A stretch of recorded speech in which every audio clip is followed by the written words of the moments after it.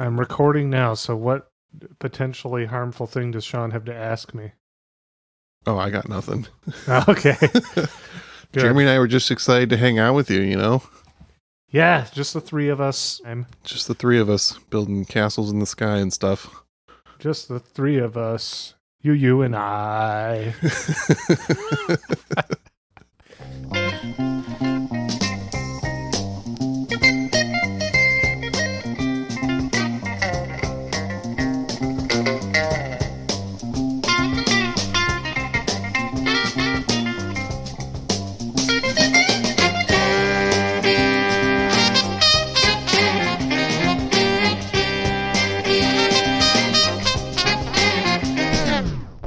Welcome to I'd Buy That for $1, a podcast about inexpensive, common, and underappreciated records that are waiting to be rediscovered. I'm your host, Sean Hartman, naturally essenced. I am your co-host, Jeremy Ruggles, collector of handwritten notes about records commonly overlooked and underappreciated. And I am Peter Cook, director of the latest installment in the Air Bud film series. This one is about bowling, so we're calling it Dog Bowl. I see what you did there. That's what I did there. Which number is it? How deep are they in that series? Gotta be getting close to the double digits. Yeah, it's a dozen at least. Is it like Home Alone where there's the real ones and then there's like a handful of fraud ones? I believe that there are offshoots for sure, but you know, with my film, we're going back to the basics, classic Air Bud. Good. A lot of nothing but fan service with this entry. I just typed it in, and it says there are 14 Air Bud movies. Holy shit! No way. That could be a whole podcast unto itself. Yeah, and if we run out, then we'll just dip into the Land Before Time series, and we'll never run out of source material between those two. Yeah, the last I checked, those were up to about that many as well. And I did check at some point. Sometimes you just got to check. What's the most recent Land Before Time movie that's come out? Hey, I saw the original back in the theater in 1988, so it's near and dear to me. I'm texting you guys my letter of resignation right now. Can't even send us an email? Damn, that's cold. All right, well, we'll get off this track, and what do you want to talk about, Jeremy? I want to talk about the record. It's my week. If you haven't figured this out, we take turns every week, and it's my week, and I have brought John Hambrick, and it is an album called Windmill in a Jet-Filled Sky. Oh, wow, that paints quite the picture in my head. It is such a good album title. All right, what's the first track? Let's just jump right in. Well, I just want to also tell the listeners, when you go to Google John Hambrick, the first thing that's going to come up is a Nevada Republican congressman, and that is not the same guy. That's the wrong one. You have to put in musician. And the funny thing is, then you go to the article and you can hardly find anything about him being a musician because he did a lot of other stuff. Right? Yes, and only this album. Yeah, as far as music, this is it. We're getting ahead of ourselves, boys. Yep, we'll do the music first. We'll do the first track first, just right at the beginning. Hard-Faced Road. Here's some John Hambrick.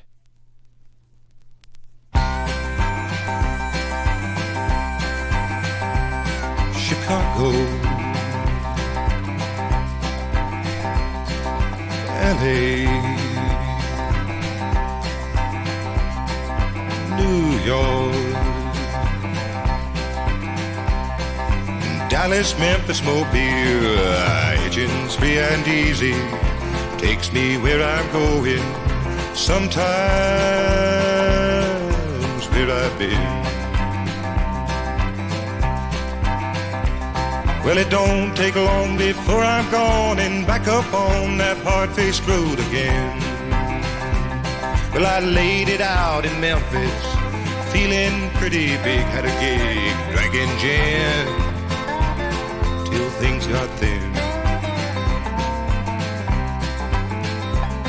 nearly married, couldn't tarry. Now I'm back upon that hard-faced road again. Well, easy people say country roads take you home. Others say highways make you swear. I don't care. I go everywhere. Well, it won't be long before I'm gone and back up on that hard-faced road again.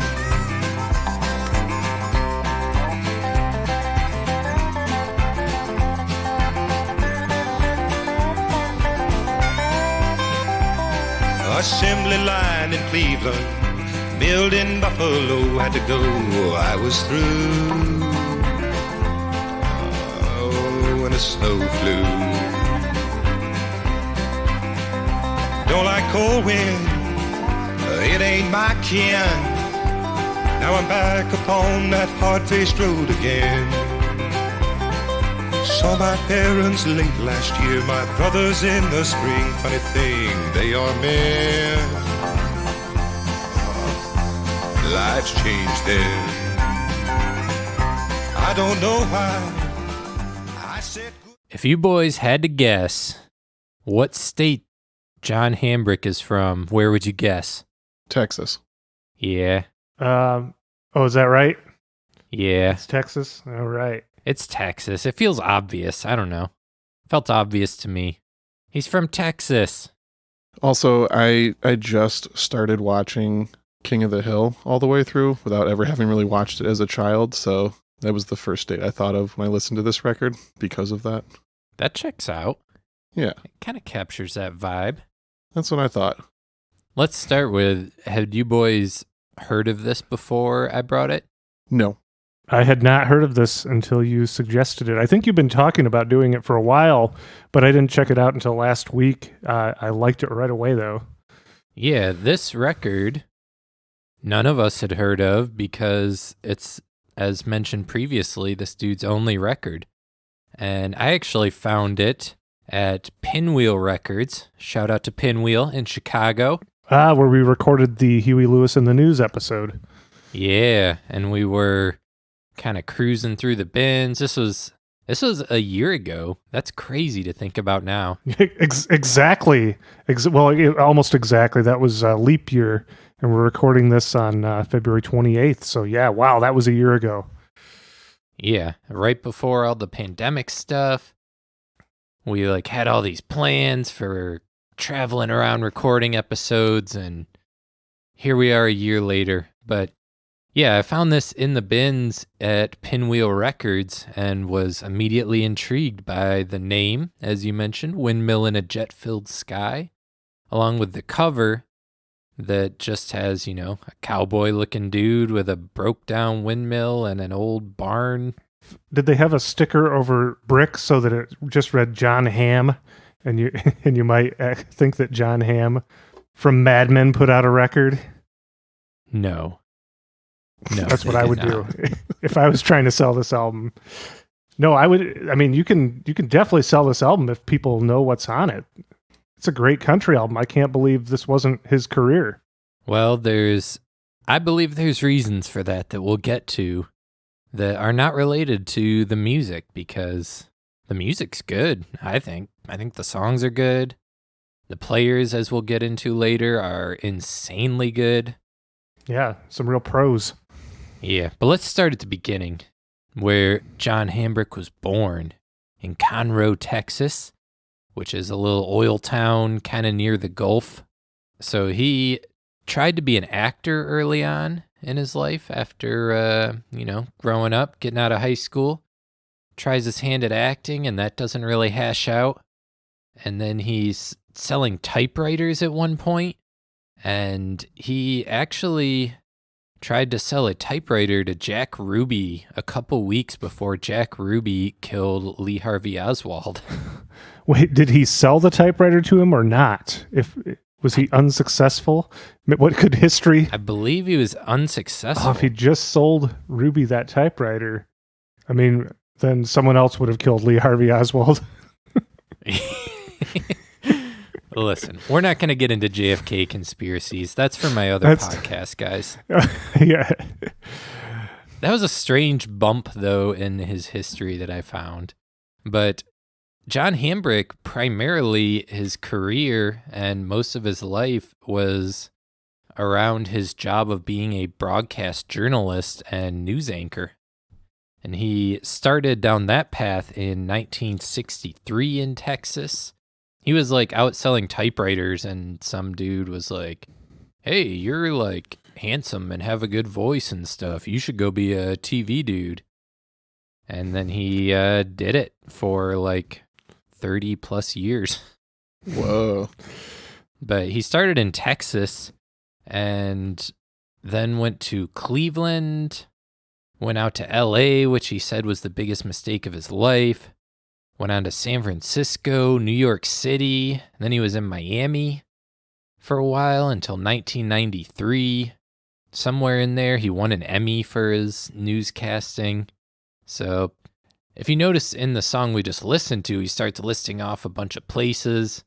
And I think he comes by that honest. He was a legit rambling man. Yeah, that comes through in the music. It doesn't feel like he's putting on some facade. Yeah, his wife, Barbara Watson, whom he was married to for 51 years, said that they should have just bought a moving van and left it in the driveway because they were constantly moving all over the country. So that takes us back to why he has an album, which he recorded in 1972 is when this was recorded. And it was released on Brown Bag Records. And I'm guessing you guys probably haven't heard of Brown Bag Records as well. Actually, I have one record on Brown Bag Records. I always thought that was a cool label because the brown paper bag inner sleeves with the serrated edges. I'd never seen that before. Yeah, that is like their thing. Yeah. Do you know anything about the record label? Because I didn't. No, I didn't do any research on the label up until just earlier today. It looks like it was owned by Terry Knight, who mixed and produced this album. Yeah, do you know anything about Terry Knight? Yeah, he was like kind of an underground garage rock guy with Terry Knight the Pack, and then later... That's Michigan. Yeah, yep, he's a Michigan dude. And then that kind of transformed into Grand Funk Railroad, right? Yeah. Yeah, he managed Grand Funk Railroad and turned them into a platinum-selling huge band. Reading about him, he seemed like a kind of a provocateur type. He was a very bombastic seeming kind of fellow, which makes this kind of an unlikely record because I don't really understand. Mostly understated. Yeah, and the like first record he put out on Brown Bag, he made this really controversial album cover that got it like banned in stores and stuff because he was trying to get press. And he had a history of just doing like kind of shock things to try and get press. But he did this album for some reason. So I think that is part of why this was ill-fated for John Hambrick is he did this album. I couldn't find anything explaining how this actually came to be, but it doesn't feel like the right pairing for this kind of music. Are you sure Terry Knight just say, "Hey, you're handsome and have a good voice. You should record an album for me"? How things always worked out for John Hambrick. Yeah, he was just that handsome, tall guy who just everything falls into his lap. So the other album I have on Brown Bag is the self-titled record by the band Faith, which is more of a hard rock kind of thing, but it has a lot of like deep Southern and country roots to it. So that being the only other thing I'm familiar with on this label, the John Hambrick doesn't sound quite as out of place. Especially with the one weird song on here, Ain't Never Seen a White Man. That song feels like it fits right in with all the other stuff we're talking about as far as the more psychedelic rock stylings. Oh yeah, I did find out who wrote that song. That was not a John Hambrick original. All the other songs are apparently, but that was written by a guy named Dick Monda, also known as Daddy Dewdrop.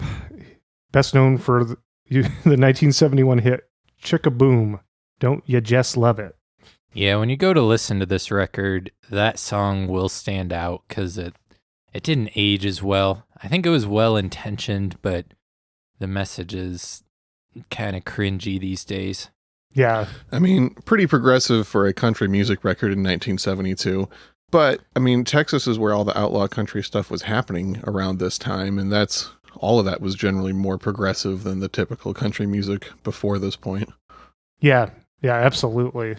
Yeah, this is right in that time frame of like people like David Allan Coe, who, it gets pegged as being because of the internet. Some of his more controversial material has gotten out there, and people think he's some racist, but he was actually playing prisons, had a black drummer in his band, had dreadlocks. Was the outlaw country scene was actually one of the more progressive country scenes.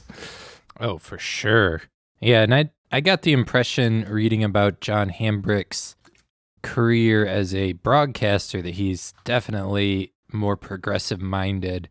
There's one story that really stuck out to me that I stumbled upon on like somebody's recounting of his like life in a Facebook memorial post or something.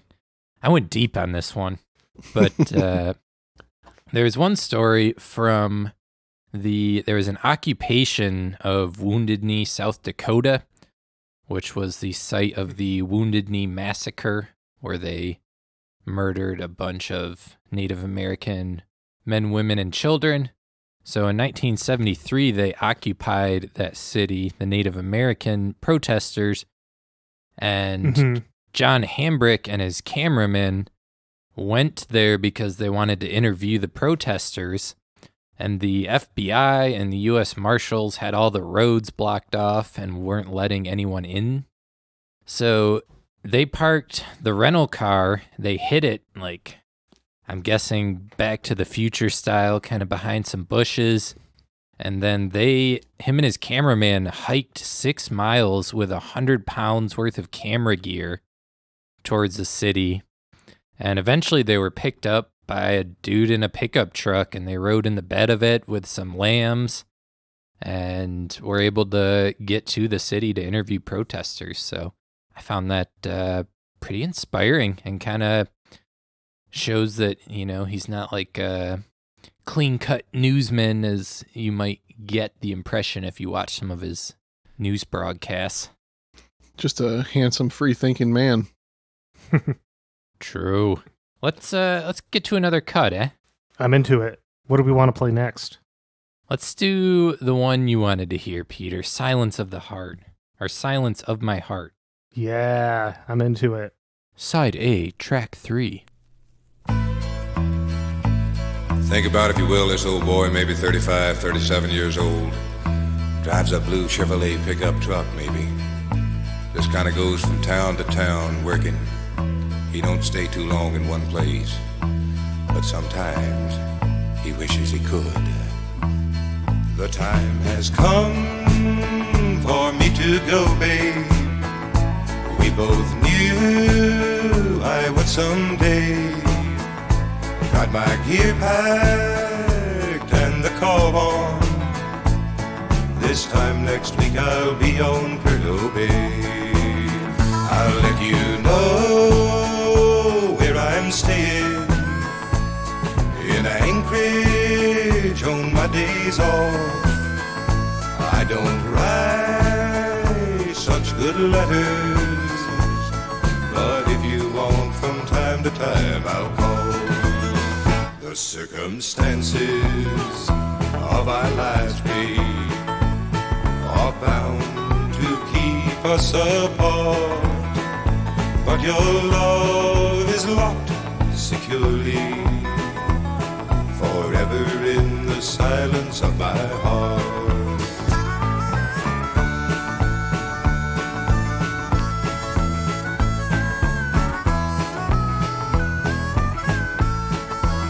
Should you get married, I'll understand me. But if you're free in a year or two, some sweet Sunday, probably summer, I'll be back by to lend some love to you. Maybe we can take a short trip someplace sunny where it don't get cold. I'm sort of thinking about the bar. Thought and feel are good there, so I'm told. The circumstances of our lives, babe. That's one of my favorites on this album because it bears a strong resemblance to the sound of Waylon Jennings' Honky Tonk Heroes, which I realized was actually the year following this, 1973, although most of the songs on that were written by Billy Joe Shaver, so I don't know exactly when they were written, but yeah, it sounded like a lost track from Honky Tonk Heroes. Well, didn't Waylon move to Texas around this time when he was like getting more into the outlaw sounding stuff anyways? Oh yeah, that's true. That I think you're right that he would have migrated that way around that time. Well, just to clarify, John Hambrick at the time of this album was actually in Cleveland, and then he recorded this album in Nashville. Oh yeah, and Honky Tonk Heroes was recorded in Nashville as well. Yeah. Makes sense though. That's where all the players are.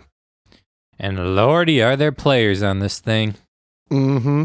Real quick though, while we were listening to that, I was thinking about how that kind of country spoken word intro is an interesting trend that you don't hear very much anymore in music. And then I started thinking about how the only other time where I commonly hear those kind of spoken word intros and sections is in a lot of the Southern soul music that was happening right around this same time. Thinking of, guys like Bobby Womack and Isaac Hayes that were doing that. And I got to imagine they were primarily influenced by the country music trend of doing that in some ways. That and obviously, the gospel music spoken word crossover stuff that was happening. But it just kind of goes back to show how a lot of this kind of roots-based music, both in soul and country, has very, very similar influences and elements to their songwriting. You know who else does that? That John Hambrick's voice reminds me of this guy. He's one of my favorite modern songwriter guys, but Bill Callahan. That's what I thought you were going to say. Yeah. Deep voice guy. It's got to be Bill Callahan. Yeah. Deep voice. He does the spoken word things. Has these like subtly deep lines that seem simple at first glance, but, got that meaning behind it. Mm-hmm. So I highly doubt. Just a modern outlaw country musician. Yeah. Bill Callahan. Yep. Pretty much. Yeah, I mean, even his the name Smog seems like it could fit into that. We might be onto something here, but do you think Bill Callahan took inspiration from this scene? Probably from the scene. I would highly doubt from this album, even though there's a lot of parallels that feel uniquely Hambrick-like in his voice. But I'm sure there's probably some root thing that they were both drawing from that I'm too ignorant to know of. Johnny Cash. Well, I don't think Jeremy's too ignorant to know of Johnny Cash. If you like deep voice country musicians, then boy, do I have one to tell you about.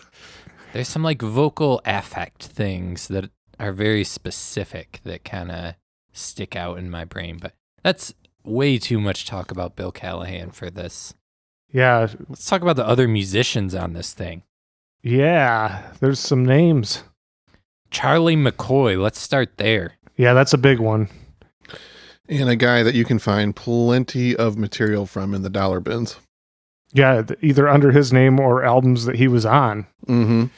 Although some of the stuff he appears on as a session player is pretty high-end price as well. He's on a lot of the late 60s Dylan stuff. True. And Elvis, he was on Loretta Lynn, Waylon Jennings. He's on, the list is insane, but he is part of the Nashville A-Team. He's one of the best harmonica players probably ever. And here he is on John Hambrick's album. Yeah. Yeah. How is he pretty involved? Is he on most of the tracks? I believe so. I didn't find a breakdown of who was on what. Yeah, the Discogs entry just had names. It didn't get too specific. Yeah, there's harmonica on pretty much every song, though, I believe, so. Yeah, it's definitely him. I've always gotten the impression with country music albums that it was less common to have different musicians across the whole thing. It generally seems to be the band gets together and then just rips out an album. I could be wrong, but that's the impression I've gotten. I mean, I think it's similar to like with how jazz musicians can just get in the studio and shred. Yeah, or I mean, compared to the West Coast Wrecking Crew guys as well, it was the same level of professionalism and versatility. Yeah. Then Dennis Lindy is also on this thing. Yeah, that's one that I found by way of Sean Hartman, but I don't know, Sean, if you have any recollection of how that would have happened. It was, I think, a record store day a few years ago. It was just, you were thumbing through the bin, and it was one that I think you'd priced up. You pulled out, you're like, you know anything about this guy? This album looks really interesting. And it was Dennis Lindy. I went home, looked him up, found out that he, was this big time songwriter in Nashville. One of his big songs was Burning Love for Elvis. He recorded his own version of it as well. He was kind of reclusive too. He he didn't really seek fame. He just liked writing songs. Interesting. And did session work as well in Nashville. I don't remember that, so thank you for reminding me. Thank you for introducing me to Dennis Lindy. Just doing my job here. Yeah. Well, we might eventually do an album of his sooner or later. Yeah, and he had a long career. He wrote hits for Garth Brooks and the Dixie Chicks. So writing like one of Elvis's early hits and then writing like he wrote that Earl song for the Dixie Chicks. You're talking like a 50-year span there. Yeah, it's wild. Totally, just kind of in kind of by his own wishes, just an unknown person behind the scenes. Yeah, and then there are two drummers on this album, Doolin Lancaster and Jimmy Isbell. They both seemed, like they were working, but, they weren't working with Elvis and dudes like that. So I don't know where they came from, but they laid down some good drums. It's good stuff.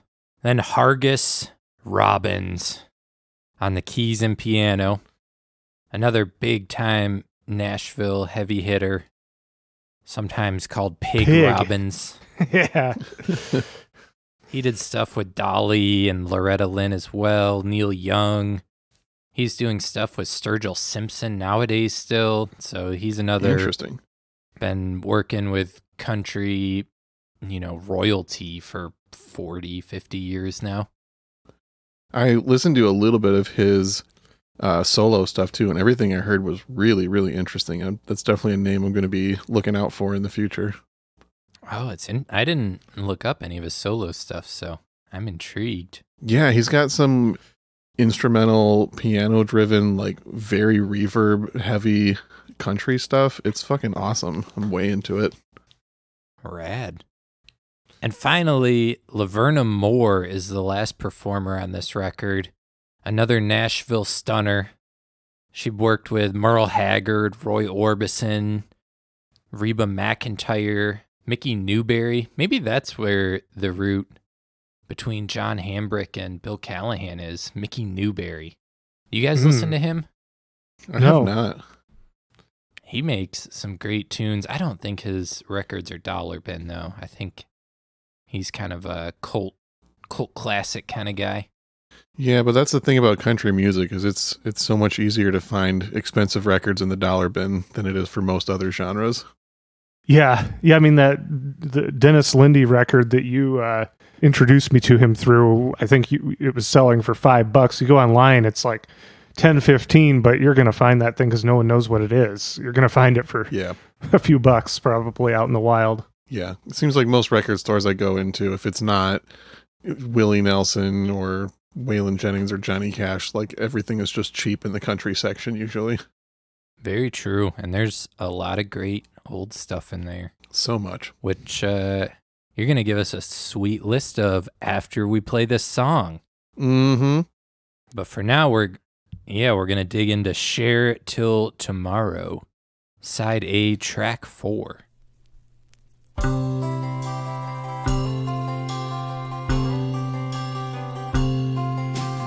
I were lying with you now, my love, there wouldn't be a world outside the door, with walls around us green as the trees, and yellow streams running across the floor. Next to you, I'd hear your thoughts breathing and read them by the love light of your eyes. When shadows dim their glow, I'd watch you sleeping, and what I knew would help me through the night. And the blue skies we'd make as we touched and we felt, and we knew who we were. We'd eat and we'd drink from each other's plate and cup, and we'd share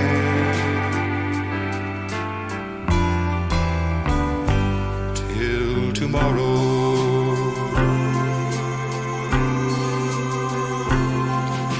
Be no sense nor need to call out, to think about the things we'd like to be. Most of that is scribbled on some paper and used for paper airplanes in the breeze. Names and words of other times forgotten. The language that we'd use would be our own. No bargains, no exchanges from the market. We'd make it for a moment here alone.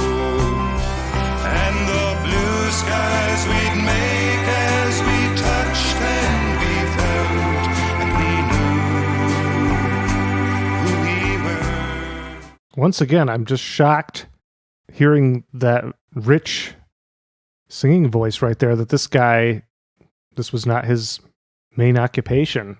Yeah, you hear some records where it's a one-off thing from an artist, and sometimes it kind of makes sense. Like, it's good, but it's too challenging for what was happening. But with this record, it's like, this could have been a hit.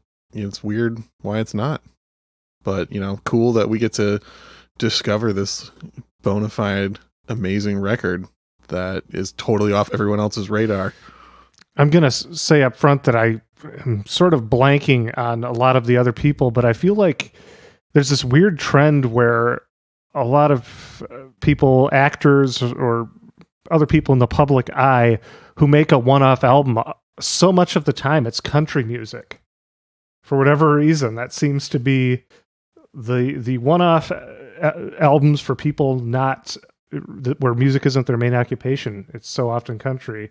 I want to say Michael Parks, the actor, he might have put out more than one album, but I think he did a country album. Yeah, he did. And that name came up when I was looking around. I feel like one of the session players on here is on a record of his. Oh yeah, it looks like he put out several. Oh yeah, Jimmy Isbell, the drummer. That Jeremy was trying to claim that Jimmy Isbell had no roster, which is an insult to this great country music drummer who has an insane roster of records he's on, including Michael Parks Blue and albums by Charlie McCoy, Jerry Reed, Pozo Seco, Gordon Lightfoot, lots of Jerry Reed records, Henson Cargill, Doc Watson, Lester Flatt. He's all over the place. I'm an idiot, okay? I admit it. No. I mean, I hadn't even heard of this guy before you said anything, so it's not like I'm over here just sitting on this wealth of knowledge. I just know how to Google things. I'm looking at my notes right now, and I actually have Gordon Lightfoot, Charlie McCoy, Merle Haggard written next to his name. but I didn't see it because I wrote both the drummers next to each other. Aha, we are peeling back the curtain for our listeners here. Dude, it's not all off the top of our dome. We have notes. Yeah, we're just idiots that know how to look up things on Discogs and Wikipedia and YouTube, guys. Anybody could do this. Yeah, I always just read straight from the Wikipedia article cold while we're doing the episode. Listen, this is how I organize my thoughts, okay? Inside the brain of Jeremy No Ruggles. shame. We're right there with I'm you. a professional, and clearly my organizing of my thoughts is not good. I've done my research. Now you do yours. Wow. Hey, you guys want to hear about the little bit of research I did for this episode in the form of a recommended artist playlist on Spotify? Yeah. Yeah, please. All right. Well, we're going to kick it off with the greatest drummer of all time, Jimmy Isbell, and his infamous drumming on an album by Henson Cargill, doing a cover of Jeremy's favorite artist, John Denver, Take Me Home, Country Roads. Wow. Ooh. Legend. I think that song was even referenced on the first song of this John Hambrick record. That is true. Hell yeah. And then when you listen to the playlist, you can also find such amazing country musicians as Johnny Cash, and then some kind of crossover-ish guys like Jonathan Edwards, J.D. Souther, Michael Murphy, plus some classic straight-up country musicians like Johnny Paycheck, Ray Price, Chet Atkins. And I tried to include other songs from the side players on here. There is a Hargus Robbins instrumental solo track on here called In the Midnight Hours that I really like. Terry Knight and the Pack, who we mentioned. Jesse Winchester's on here. Nice. Some more rock-based stuff like Graham Nash. And then Tammy Wynette and George Jones, Buck Owens, Charlie Pride. I gotta say, this playlist was super fun for me to put together. Country music is one of those genres where I too easily forget how much I like it.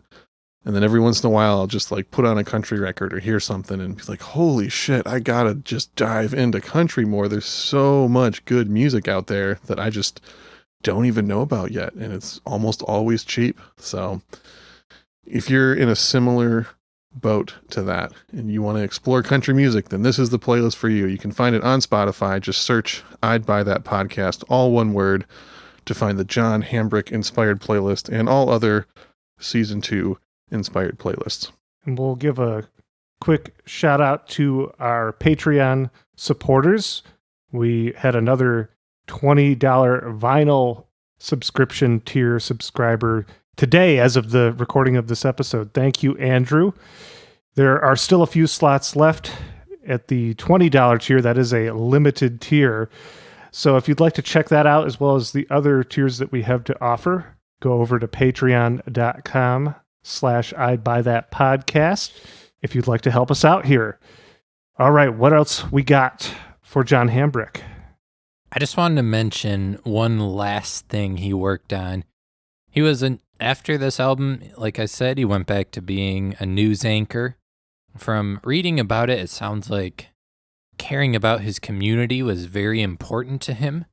And then I found information on, he worked on a documentary for PBS. Him and his son, Jack, made a documentary. And this would have been while he was in Miami.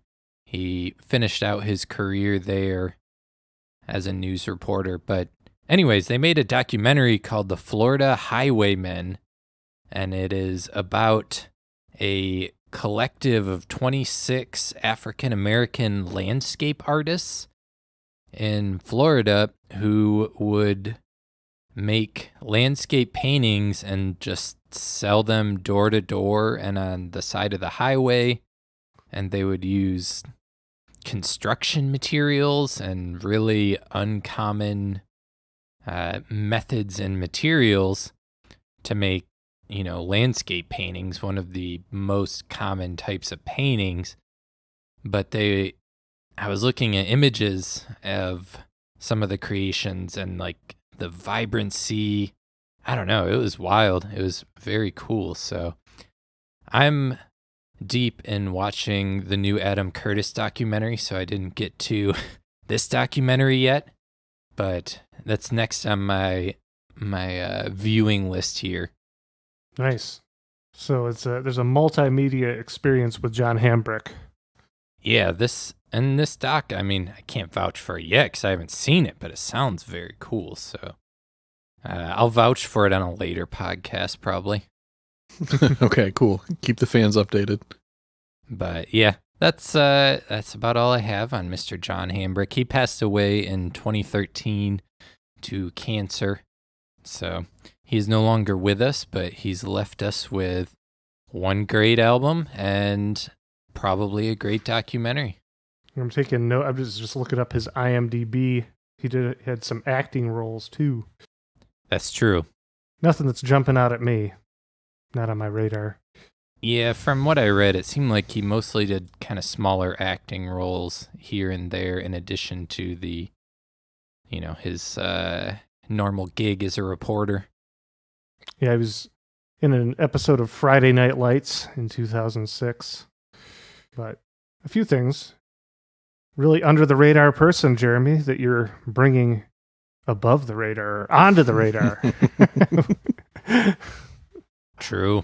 Well, any final thoughts here? Are we going to get out of here? I just had this thought when you mentioned bringing him out under the radar. And in reality, John Hambrick was seen by millions of people because he was a news reporter in New York and LA and Miami and these huge places. But if you think about it, he's much like the records we cover here, hiding in plain sight. Oh, I see what you did there. Excellent. Seems like the perfect closing thought to me. I got nothing better than that. Wow. Peter sets him up. I knock him down. That's how we do here. Number one co-host. All right. Well, thank you so much for listening to another fantastic episode of I'd Buy That for $1. My name is Peter Cook. Number one co-host. I'm Sean Hartman. And I'm Jeremy Ruggles. What track are we going out on? Oh, good point. I figured we'd end it with Courage, Dignity, and Grace, which captures how John Hambrick tried to live his life. Beautiful. Side B, track 4.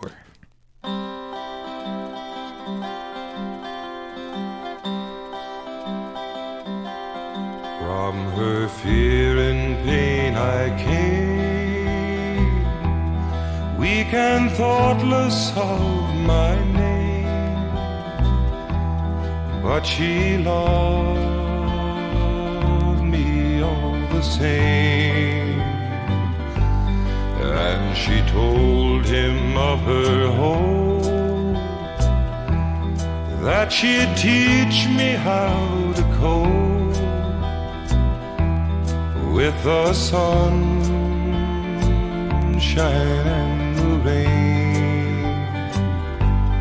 Courage, dignity, and grace, they are not so commonplace in the lives of most I've known.